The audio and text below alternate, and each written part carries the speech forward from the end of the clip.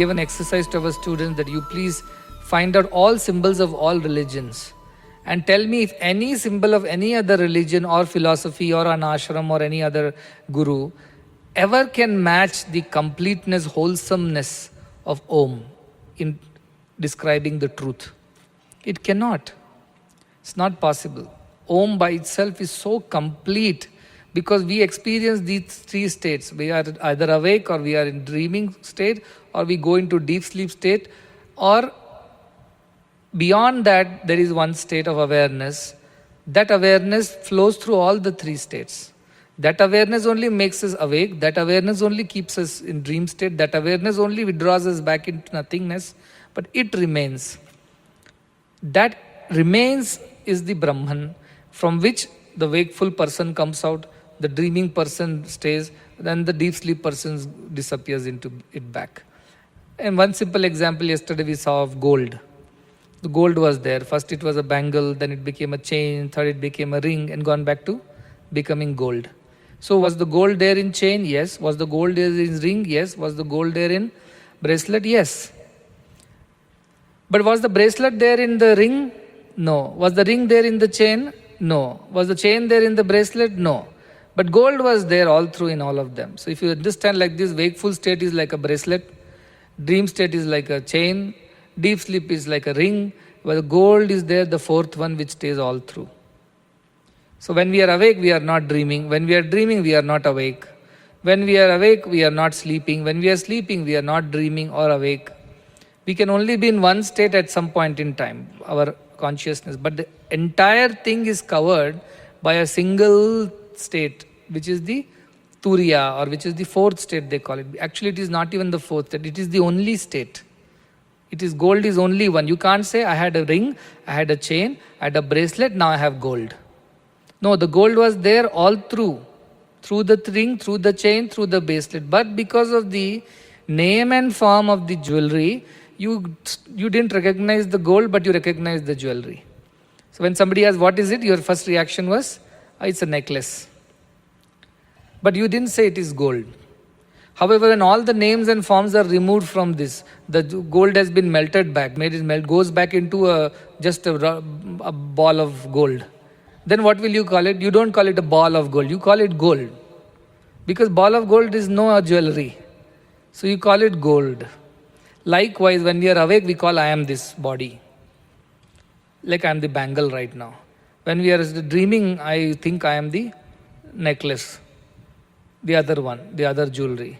And then you have deep sleep, I don't think at all, but I believe that I do exist and I exist as myself who has gone into deep sleep, means this body and mind which has gone into deep sleep. That is how we believe.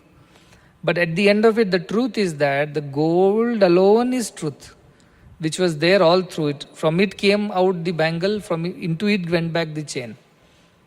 Gold remained as the fundamental basis. So that is, see, there is no direct examples for explaining Brahman. This is how far you can go. Beyond that, it's your experience that should teach you. But to explain how Om represents the whole concept of Brahman. Brahman is that which was, is and will remain, which does not undergo any modifications. Its names and forms are nothing but superimpositions or conditioning of that gold. Conditioning of the Brahman. But Brahman by itself is not conditioned. Gold does not become less or more. Its form and name has just changed because of the jewelry that has been made. 10 grams of gold in ring will remain 10 grams of gold in chain. It will remain 10 gram gold in bracelet. Everything else will remain. Gold will remain in its value and its color and its everything the same. Like that, Brahman is the same, absolute one, on which everything else is being modified and put on. So Brahman, like another example that I give very common is, you're born a boy, but you are also a son to somebody. You're also a brother to somebody. You're also a student to somebody. You're also a grandson to somebody.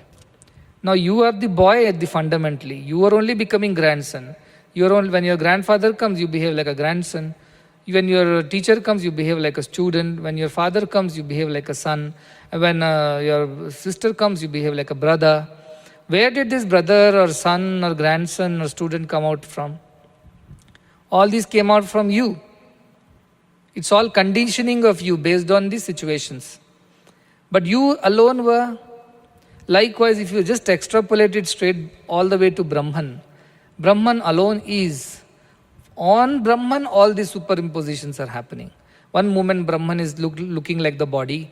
Another moment Brahman is being thought of as the mind and the emotions. Another moment Brahman is being experienced as the experience of happiness or sorrow. Another moment Brahman is just awareness. So what is Brahman is what is asked. Brahman is all of this but none of these. And all of this is dependent on Brahman, but Brahman is not dependent on these. Gold is not dependent on the ornaments.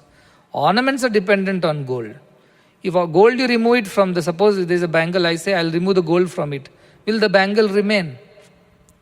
No, it won't remain. It will disappear because gold disappear. Likewise, the whole Jagat, all the experiences that we are going through, waking, dreaming, sleeping and beyond, everything is dependent on Brahman.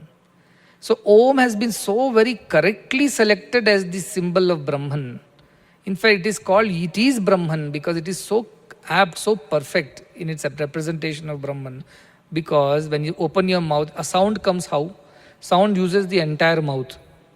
So different parts of the mouth are used for different parts of sound. Something comes out from your palate, something from the soft palate, hard palate, something from the tip of the tongue, something because of the teeth, something called, these are Vyanjana and Swaras they call it in Sanskrit. The lips are one type and teeth is another, Dantya, Oshtya, Nasika, all these kind of sounds that you produce. Now think all the sounds they can produce on earth. Every sound is covered under Om, it says. Think from your point of view. When you open your mouth. Ooh, when you're closing the mouth. And when you have closed the mouth. And fourth is silence. All sounds of the world are captured in Om. And sound was the closest to Brahman. The first thing that came out of Brahman is what? Akasha. Akasha was having the quality of sound. And that sound which covers everything is the closest representative of Brahman. A father's closest representative may be son. Or a husband's closest representative is wife. Likewise, the closest representative of Brahman is the sound, and that sound is perfectly captured in one syllable called Om, Omkara. A Jagrita Avastha. From silent. Now first you are in silent mode. If you have to produce sound now, mouth opens. You became awake, Jagrita Avastha. Srishti happened. Then you are sustaining the sound. Sthiti is happening. You are doing, sound is going back. Laya is happening. And finally at the end, silence, again to silence. So that is the idea of Omkara, that how perfectly it represents Brahman. So if our Yama says, if I have to tell you briefly about Brahman, it is this one sound called Omkara. If you understand its secret, you will understand Brahman. So what is Brahman is none of these sounds.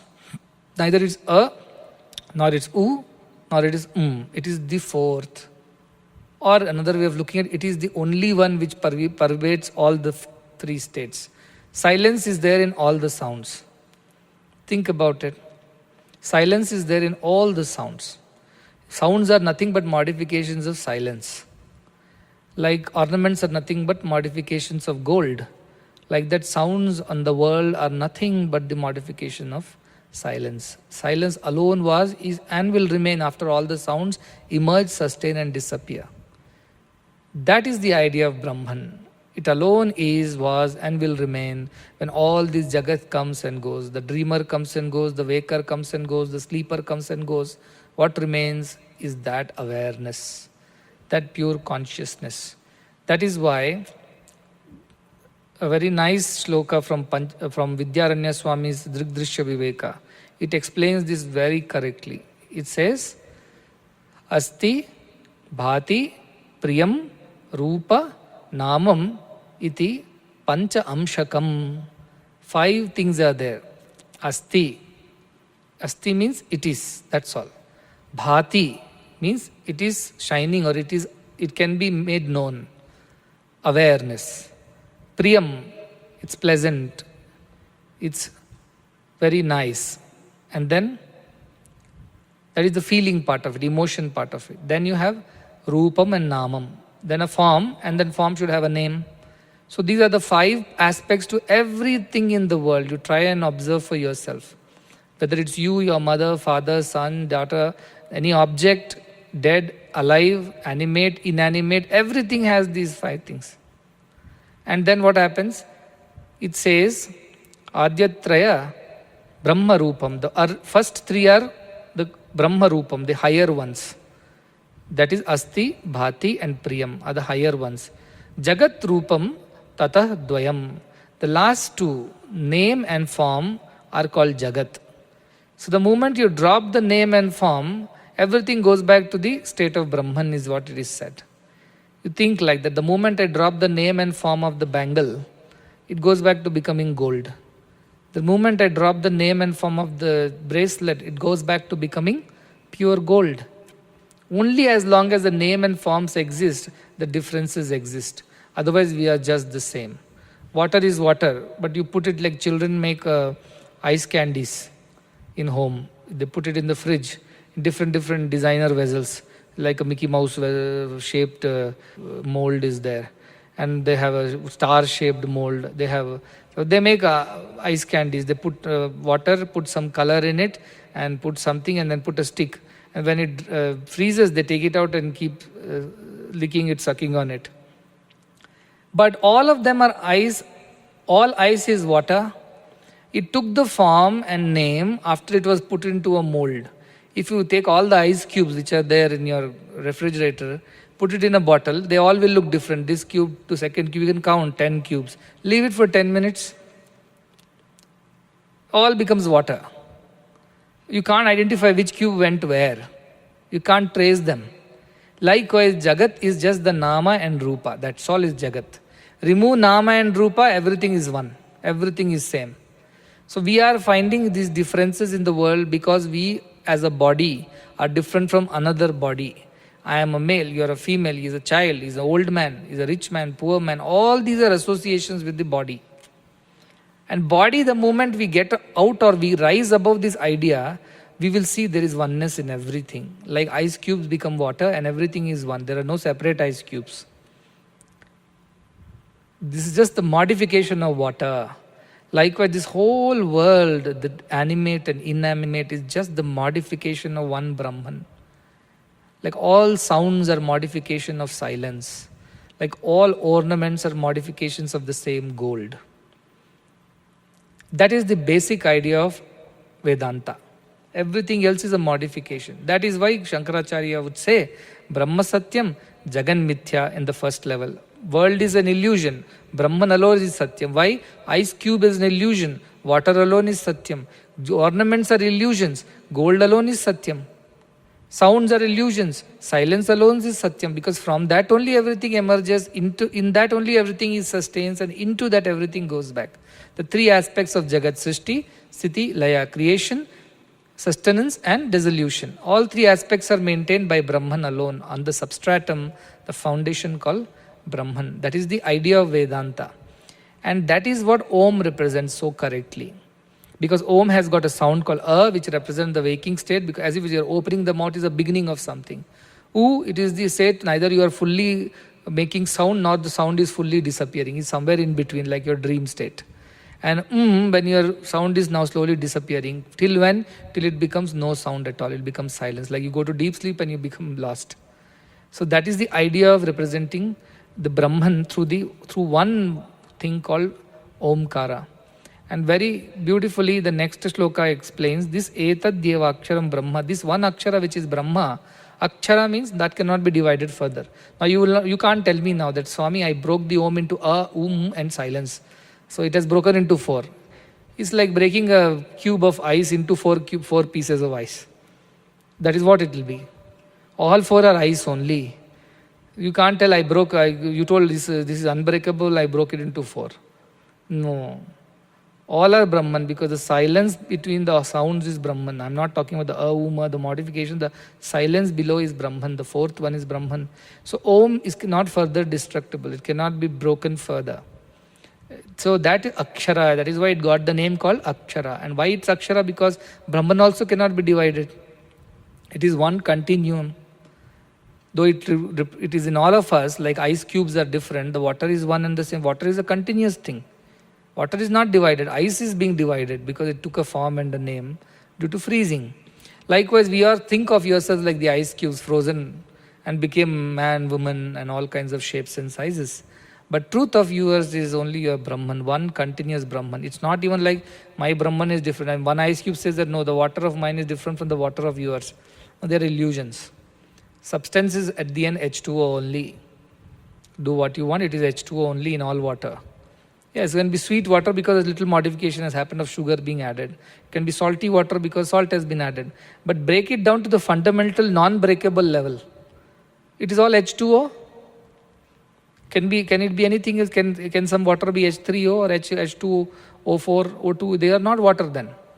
There are other kinds of chemicals are there. Heavy water, we call it deuterium. Nothing else is water. Likewise, the colors and the tastes of the water may change because you've added engineering degree to one and medical degree to another and teachership to one more fellow, singing to another, playing to another, mother to one, father to one. These are all like colors added to the same ice candy. So they look like colorful ice cubes. But if you break it down further till it cannot be broken any further, you will find there is only one commonality between all, which is H2O. And that is our reality. We are Brahman at the foundation, the basic level. And all these are modifications. Jagat is the Nama and Rupa. That's why when I was explaining Guru, I said Guru is what? Gunarahita, Rupa Varjita. Your Guru is not the one who is having a form and a name and who is talking through a mouth. That is not Guru. Guru is Gunarahita, is beyond all the three gunas, and Rupa Varjita has no form. If has no form, then there is no name. Only a form can have a name. So this disappears. That is how the Brahman is to be understood. As I said, if you're Uttamadhikari, you will get it just like that. If you're Adhamadhikari, tomorrow I can come back and ask you. So what did you understand of Brahman? Then you will have different answers. Elephant is a rope, elephant is a wall, elephant is a leg, elephant is a fan. Like 4 blind men, you will tell me 4 answers for Brahman. So that is why you have to sit and think about this. It just doesn't come like that. Na medaya na bhauna shrutena. It doesn't come just like that to your head.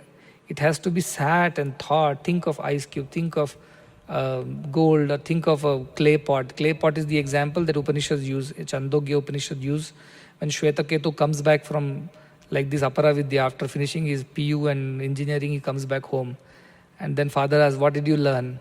I learned everything, you know what, this happens like this, that happens like this. All right. Did you learn that, knowing which everything else is known?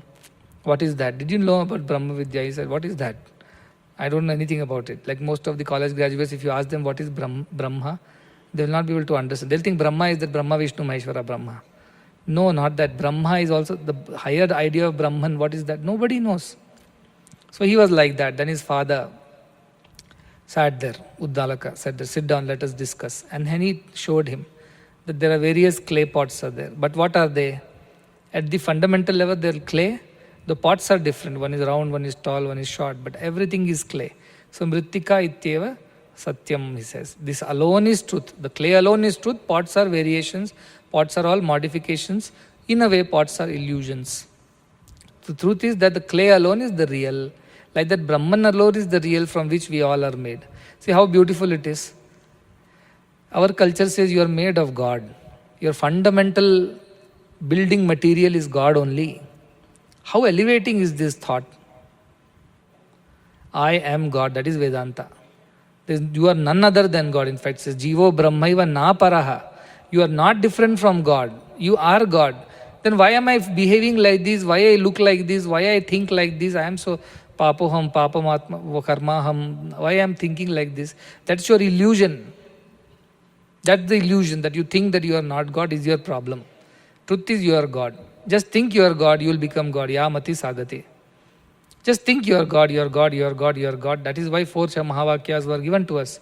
Am Brahmasmi, Prajnanam Brahma, Ayamatma Brahma, Tattvam Asi. Ayamatma Brahma is from Mandukya, where this Om has been described, all these things. Am Brahmasmi from Brihadaranyaka.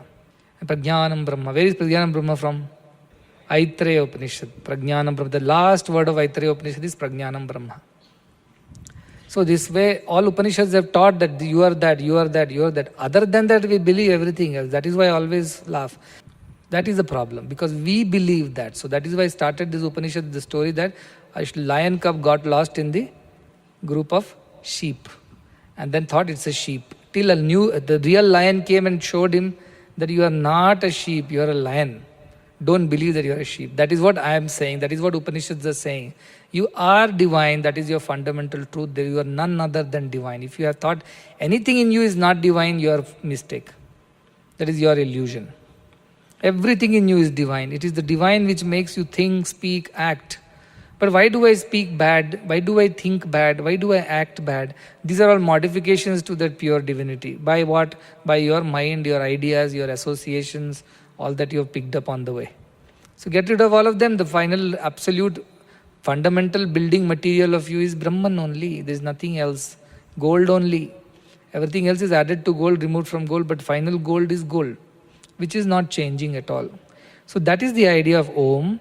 Very beautiful practice is there. He says that Etadyeva aksharam brahma, Etadyeva aksharam param, Etadyeva aksharam gyatva, yo yadichati tasya tat.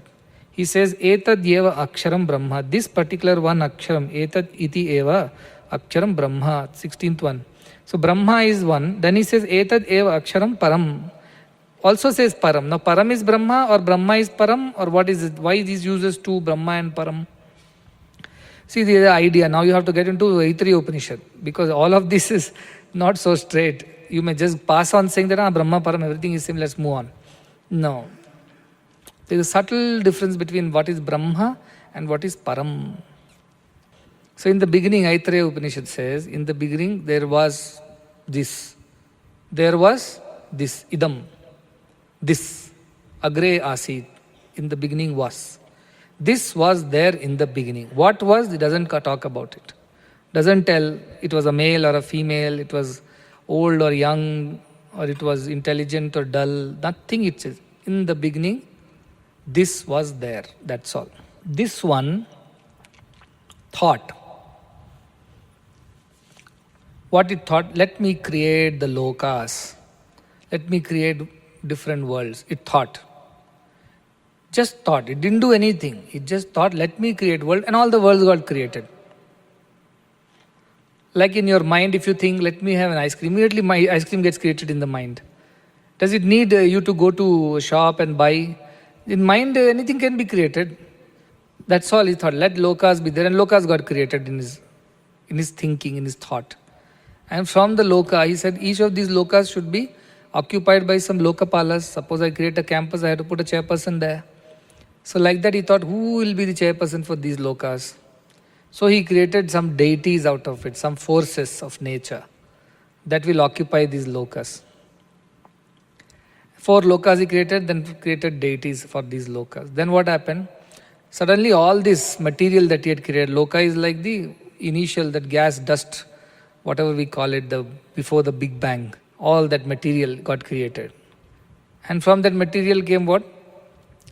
Suddenly it took a shape of an egg, and like egg hatches itself on its own, this hatched, and eyes popped out, nose popped out, tongue popped out, mouth, ears came out, and navel came out, all the organs of reproduction and excretion came out, skin came out, hair came out.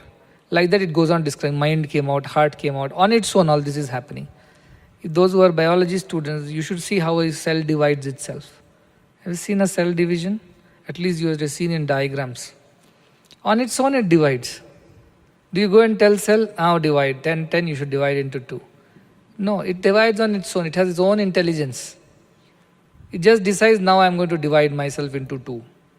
My nucleus will split into 2, and my body will split into 2, whatever.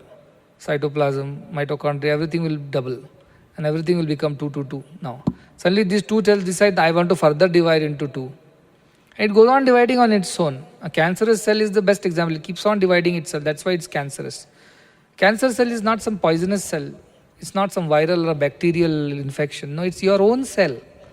It's continuously dividing itself. In the process, it's eating away other cells, other energy of other cells. It just doesn't know how to stop dividing. Therefore, it's called cancer. It's a modification of your own cells. The disease is just a modification of your own healthy status. It didn't come from somewhere. Your health got modified into a disease, that's all. So, an intelligence is there which keeps doing its thing. And that cosmic intelligence made this thing divide and came out of Virata. So first was the this. And this started thinking. Thinking became some lokas, some material got created. From the material emerged the first being with all the faculties. And from there came the second and then many, many beings, and it started multiplying like that.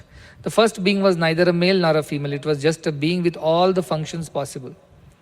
And then it became male and female according to various reasons, and it started multiplying. Thing is that all this is said in 4 paragraphs, but the science would say this happened over millions of years. First there was gas, and then the gases were reacting and interacting, and some of them consolidated, and there was a huge explosion, big bang, and then a lot of matter flew out of that gaseous cloud, and then that's how planets formed, stars formed, and these planets, some of them got together around a star called Sun, and that became a solar system, and that became a part of the Milky Way galaxy, and which became part of this particular universe. And there are many universes, and there are continuously universes are getting created. Multiverse it's called now. There's no universe in the universe. It's a multiverse. So that is what, and all this is described in Aitareya Upanishad in a very short way. That there was this, and then it thought it should create something. It created lokas, which are like Amba, Maricha, Mara, and Apa. Amba means the higher heavens. Maricha means that's where the shining happens. That is the intermediate space, the sky. And then Mara means that loka where people die. Mara means that where people are born and they die. And Apaha means water. So he created these 4 elements in the beginning. Space was already there. From there he created, space means nothingness, that space came, from space came the air which fills the intermediate thing. And the shine Maricha. Maricha loka means all the shiny thing, means heat, means fire. Then Apaha and Mara, that is Prithvi and Jala.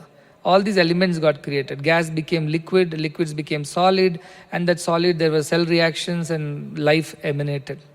And from these life, single-celled animals, these multiple complex organisms started coming of all kinds. And then from that, we humans have come, which is the epitome of the creation. So all this is what science will describe in a long way. And Aitareya Upanishad, imagine these fellows did not have any science labs or any binoculars or any telescopes and microscopes to decide all these things. They just knew by intuition. Brahmavid Brahmaiva Bhavati. They came to know of what the intention was, the original idea was of creation, how it was created. It's very beautiful. That is why you should read Upanishads. On your own, read the other Upanishads, at least summary of it. So you get some idea of how rich was our understanding of everything. So now why I told you all these things, because in the beginning it alone was, they say, it alone was. That it is called Param. That it, which was in the beginning, that is called Param. This Param, where it was, the place there, where the Param means it does not have a house or a address that this is where you go and you can meet the it. It doesn't have that. So below that is a loka called Brahma Loka. When this it modified itself and started thinking, it's called Ishvara. And that Ishvara is one aspect of the same it. And from there came the Hiranyagarbha. Hiranyagarbha was the gaseous cloud, the mass, the first material, building material of the universe. And from Hiranyagarbha came the first being with all the faculties called Virata. And from Virata came whatever the beings came. So we remember the first chapter we heard, when you do Nachiketa Agni, where do you go? You go to Virata level. It's the highest of all. Then if you do this, he said yesterday, even Abhayasya Pare, you go beyond fearlessness, that is the Hiranyagarbha level. Beyond that is Ishvara level, which is the thinking Brahman. So when you see about Brahma here, he is referring to that thinking Brahman here. And Param, he is referring to the absolute Brahman. So there are 2 types of Brahman we require. And now again more complication, but one is called saguṇa Brahma and another is called a nirguṇa Brahma. Nirguna Brahma is that which was in the beginning and its only quality was it was. Asti.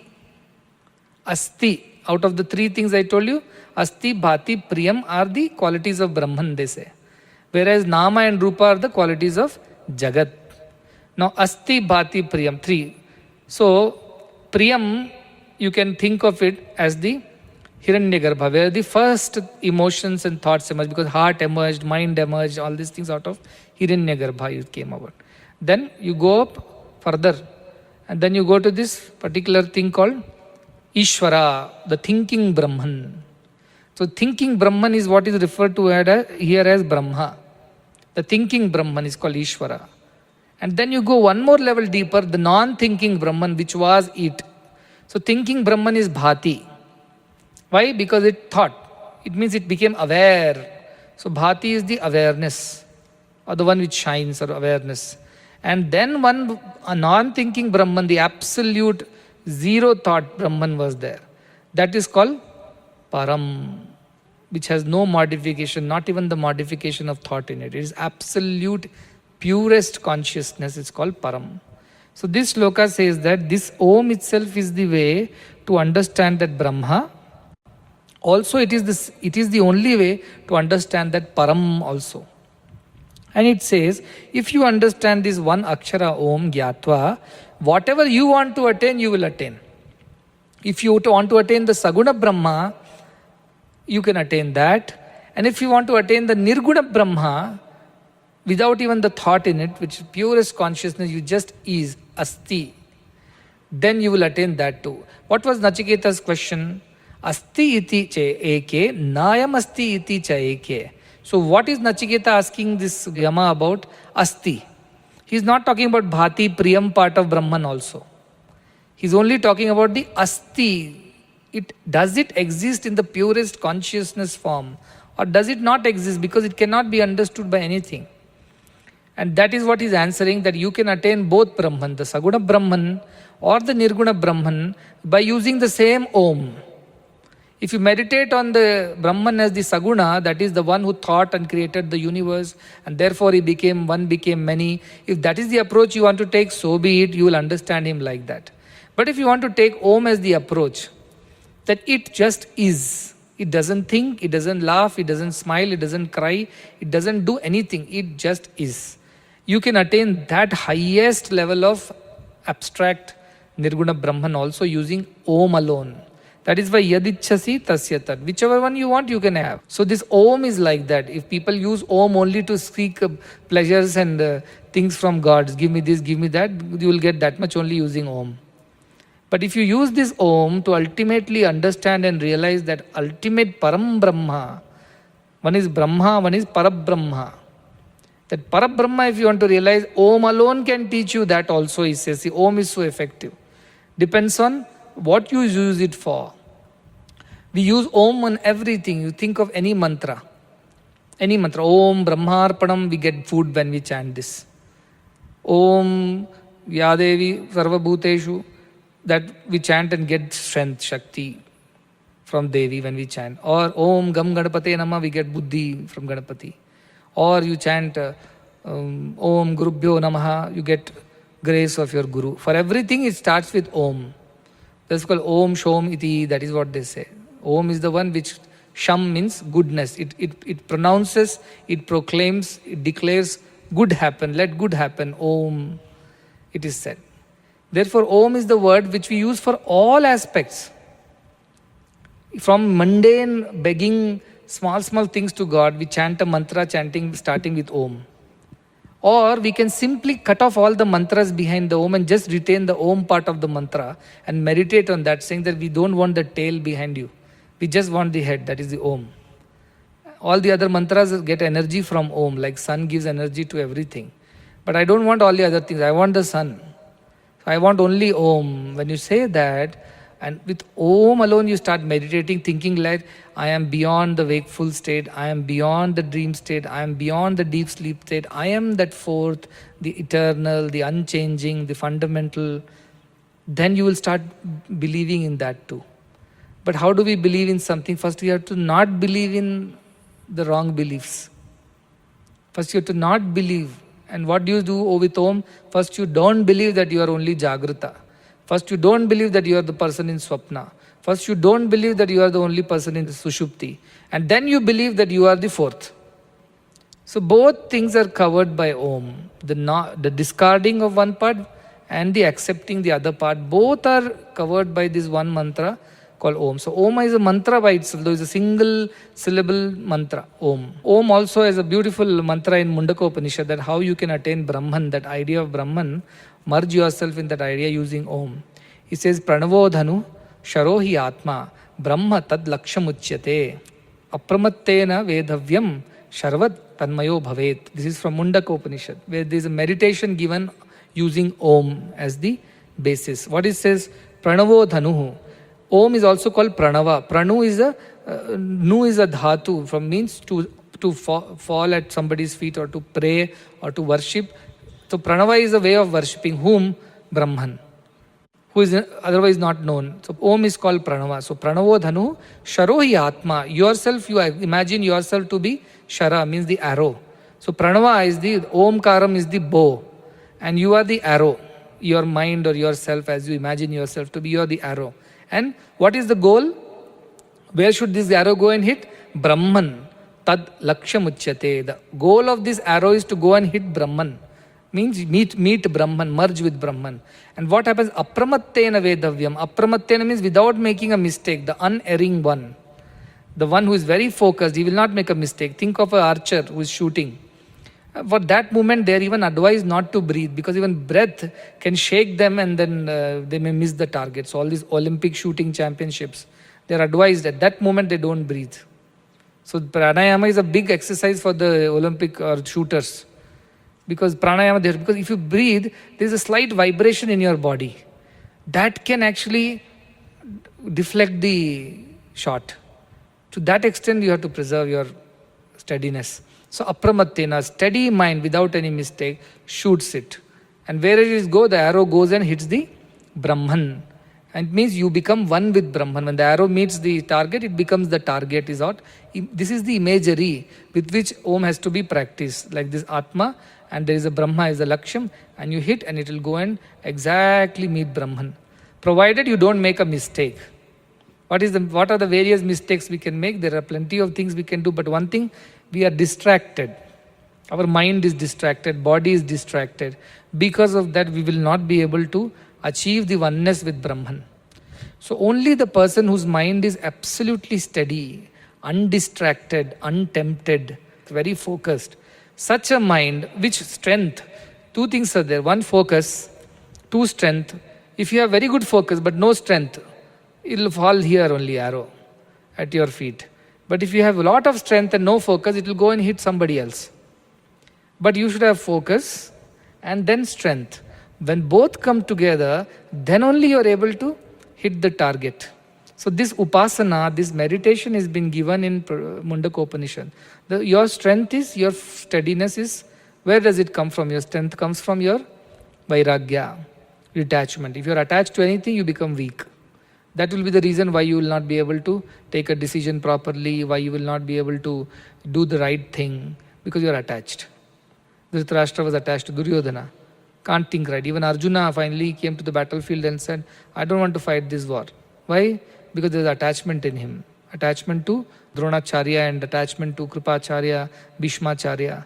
That attachment was not allowing Arjuna to think right. So that was Arjuna's weakness. Likewise, our weakness is our attachment. So mind which is attached to anything other than Brahman, that's why Brahmacharya. Anything other than Brahman will be a weak mind. It will not be able to go all the way. It will fall off halfway. And tapa. Tapa means what? That strength and focus. Why you are not distracted? Your mind is very focused. So Brahmacharya, Tapa, that is what it is. Shraddha, Tapa and Brahmacharya. These are the three things in Prashnopanishad. Pippalada Bhagavan tells all the 6 disciples to practice for 1 year. Tapo, Brahmacharya, Shraddha, Samvatsara, Samvatsyatha. Practice for 1 full year, then let us talk about your problems. So that idea of Tapaha, which has been mentioned, the Yama said, no? Tapansi, and then Brahmacharyam and Veda. Veda is the Shraddha, that is Shratrasya Guru Vakyasya, Sattva Buddhi. That was the first step Here also, like in Prashnopanishad, Yama says, Sarve Veda Yad Padma Amananti. So Veda means the Guru Vakya or the Shastra Vakya. Second thing, Tapamsi Sarvani Chayad Vadanti. Tapa is all these things I told about. Sharira Tapa, Vangmayi Tapa, Manas Tapa. All these values you have to practice. That will give you the steadiness. And strength will come from Brahmacharya. If you don't have Brahmacharya, you will not have enough strength to shoot the arrow all the way till the target. That is why don't distract, don't ruin your energy and mind in unnecessary distractions and attractions of the senses. Everything is to be controlled. Brahmacharya is not merely about a distance from gender problems, issues. It's also withdrawing your eyes from watching unnecessary things, ears from hearing unnecessary things, tongue from eating unnecessary things, talking unnecessary things. All experiences of the world have to be withdrawn and all the focus has to be turned towards God. That's why students were called brahmacharis, because their only one and only purpose was to realize Vidya, good God. All other distractions were not there. And Gurukulas were created in such a way that there were no TVs, there were no movies, there were no malls, there were no eateries, and there were no problem of kerosene and matchboxes. So everything was safe inside a Gurukula. Therefore, Gurukula system, education, to help you to practice brahmacharya, to help you practice tapas, to help you develop shraddha in Vedas and Shastras and Upanishads, this is the idea. Why I took so much time to explain these shlokas is because there is such deeper ideas in these shlokas. Simple 3 words called Veda, Tapa and Brahmacharya means a lot. And with that only one is able to understand. And then he gives the meditation on Om. Please sit and think about the meditation that has been taught. And you practice that meditation also all the time. But anything you touch, sound, the final sound that remains, the residual sound of everything is Om. After that it's only silence. Anything that I do is Om. Whole universe is filled with this very fundamental vibration called Om. Think about it.